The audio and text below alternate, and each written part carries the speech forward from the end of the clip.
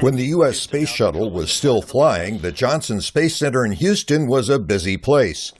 But now all the shuttles are in museums, and the Johnson Space Center has laid off hundreds of highly skilled technicians. That's a shame, according to former Johnson Space Center director George Abbey, who's now at Rice University.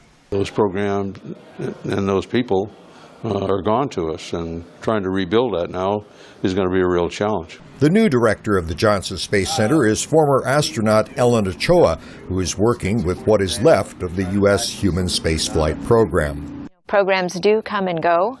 That isn't always within our control here, but we want to work as hard at what is within our control, which is making our current operational programs in human spaceflight successful. Ochoa says the Johnson Space Center continues its role as mission control for the International Space Station, while NASA develops new rockets and seeks cost-effective ways of using older technology. We understand that we're under budget constraints. We want to make as much use of things that we already have in development.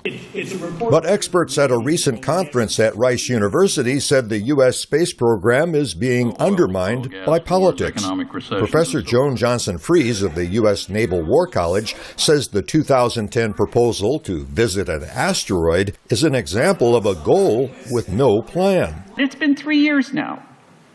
And I would suggest, if that is in fact a goal that is they are serious about, there ought to be first steps taken. The conference panel also called for more coordination between U.S. government laboratories, the Defense Department, and NASA, and for more international cooperation. Former U.S. astronaut and International Space Station Commander Leroy Chiao cites successful cooperation with Russia as a guide. I think we should expand that leadership to include countries like China. China is the only other entity right now capable of launching astronauts into space. But cooperation with China on space endeavors has been blocked by Congress, and funding of the U.S. program is threatened by congressional budget battles. Still, Ochoa remains upbeat about NASA's future. We're doing everything we can day by day to move exploration forward.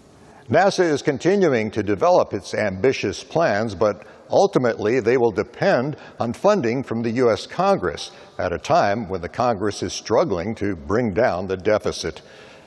Greg Flakus, VOA News at the Johnson Space Center in Houston.